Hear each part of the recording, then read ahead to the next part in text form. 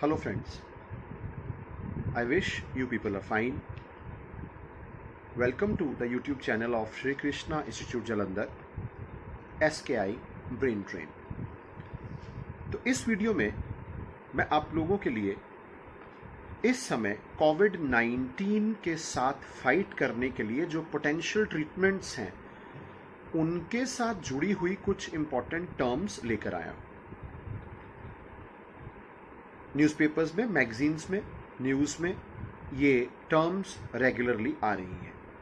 तो सबसे पहले BNT 162 एक जर्मन कंपनी है, बायोएनटेक, और यूएस कंपनी फाइजर, ये मिलकर एक वैक्सीन के ऊपर काम कर रही हैं जिस वैक्सीन का नाम रखा गया है BNT 162। उसके बाद एक और कंपनी है जिनका नाम है सिनोवैक, वो अपना एक वैक्सीन डेवलप कर रही हैं, पिकोवैक। उसके बाद STI 1499 अमेरिकन कंपनी है सोरेंटो थेरेप्यूटिक्स। उन्होंने कोविड-19 के लिए एक एंटीबॉडी प्रिपेयर किया है जिसका नाम है STI 1499। पहले ये समझें कि ये एंटीबॉडी क्या होती है। एंटीबॉडी को हम लोग इम्यूनोग्लोबुलिन्स के नाम से भी जानते हैं। इम्यूनो से immune system, globulin it is a form of protein. तो ये हमारी बॉडी के डिफेंस प्रोटीन्स हैं, ये हमारी बॉडी के सोल्जर्स हैं। हमारी बॉडी इन्फेक्शंस के साथ फाइट करने के लिए एंटीबॉडीज़ का इस्तेमाल करती है। तो STI 1499 इसी तरह की एक एंटीबॉडी है जो कि एक फार्मा कंपनी द्वारा बनाई जाएगी और उसको एक वैक्सीन के रूप में यूज किया जाएगा हमें कोविड-19 से प्रोटेक्शन देने के लिए। इस कंपनी ने SARS-CoV-2 की बॉडी के ऊपर जो स्पाइक्स हैं प्रोटीन्स की, वो बाइंड करती हैं ह्यूमन सेल्स के एक रिसेप्टर के साथ। उस रिसेप्टर का नाम है ACE2, एंजियोटेंसिन कन्वर्टिंग एंजाइम 2। तो वायरस अपने स्पाइक्स के अंदर मौजूद एक S1 प्रोटीन का इस्तेमाल करके ह्यूमन सेल्स के इस प्रोटीन के साथ ज्वाइन करता है। तो ये एंटीबॉडी इस ज्वाइनिंग को प्रोहिबिट कर सकती है। तो इस वजह से जो कोविड-19 का वायरस है SARS-CoV-2, वो हमारे सेल्स को इन्फेक्ट नहीं कर पाएगा। तो this is the base how this antibody is going to work. Then एक और टर्म प्लाज्मा थेरेपी। सबसे पहले तो ये समझे प्लाज्मा क्या है। हमारे ब्लड में दो तरह के हिस्से हैं, एक सेलुलर कंपोनेंट है, दूसरा प्लाज्मा है।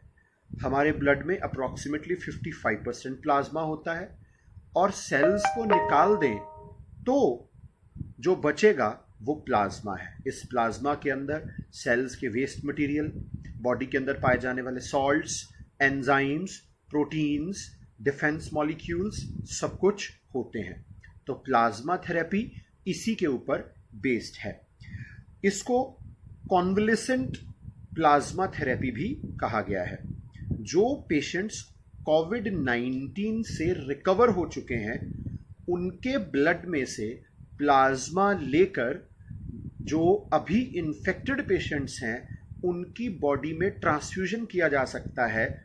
और ये माना जा रहा है कि ये जो बाहर से ट्रांसफ्यूज किया गया प्लाज्मा है ये कोविड-19 से इन्फेक्टेड पेशेंट्स को प्रोटेक्शन दे सकता है।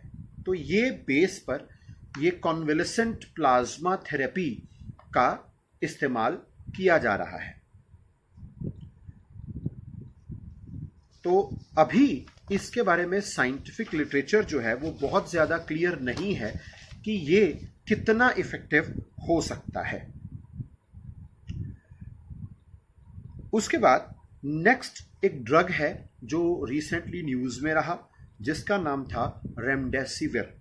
रेमडेसिविर जो है ये एक बायोफार्मास्यूटिकल कंपनी है, गाइलीड साइंसेस, उन्होंने बनाया था। ये एक ब्रॉड स्पेक्ट्रम एंटीवायरल ड्रग है। ब्रॉड स्पेक्ट्रम से मेरा मतलब कि ये बहुत सारे वायरसेस को न्यूट्रलाइज कर सकता है। इसके टेस्ट्स इबोला के लिए भी किए गए थे, लेकिन उस केस में ये फेल्ड साबित हुआ और WHO ने रिसेंटली ये कहा कि रेमडेसिविर का इस्तेमाल कोविड-19 के केस में इफेक्टिवली नहीं किया जा सकता। उसके बाद हाइड्रोक्सीक्लोरोक्वीन। हाइड्रोक्सीक्लोरोक्वीन जो है ये ट्रेडिशनली इस्तेमाल की जाती है मॉस्किटो बाइट्स द्वारा स्प्रेड किया गया डिजीज मलेरिया, उसके ट्रीटमेंट के लिए। लेकिन ऐसा लिटरेचर अवेलेबल है जिसमें ये बताया गया कि कोविड-19 जैसी इन्फेक्शंस के केस में भी ये सिम्टोमेटिक ट्रीटमेंट के तौर पर अच्छा सपोर्ट सिस्टम साबित हो सकता है। तो इंडिया जो है वो दुनिया में हाइड्रोक्सीक्लोरोक्वीन का सबसे बड़ा मैन्युफैक्चरर है और हमने दुनिया की बहुत सारी कंट्रीज इंक्लूडिंग USA उनको रिसेंटली बहुत बड़ी मात्रा में हाइड्रोक्सीक्लोरोक्वीन के टेबलेट्स जो हैं वो सप्लाई किए। हाइड्रोक्सीक्लोरोक्वीन जो है ये क्लोरोक्वीन का एक डेरिवेटिव है और जो क्लोरोक्वीन है ये क्विनीन का एक डेरिवेटिव है। क्विनीन जो है इसको फीवर ट्री या जिसको सिनकोना कहा जाता है उसकी बाक या छाल में मिलने वाला एक केमिकल सब्सटेंस है। तो जो क्लोरोक्वीन है ये 1952 में बनाई गई थी और हाइड्रोक्सीक्लोरोक्वीन जो है वो 1955 में बनाई गई थी। तो ये सीरीज जो 4 वीडियोस की है इसको आप देखेंगे तो आप समझ पाएंगे कि इन टर्म्स का इस्तेमाल क्या है आपको लिटरेचर को पढ़ने में, कभी ऐसे राइटिंग में, कभी न्यूज़पेपर्स या मैगजीन्स को पढ़ने में। ये नॉलेज अच्छी तरह से एक्विप कर सकती है आपको और आपके लिए काफ़ी हेल्पफुल साबित हो सकती है। Take care of yourself, keep visiting our channel, like our channel, subscribe it and keep spreading. Thank you.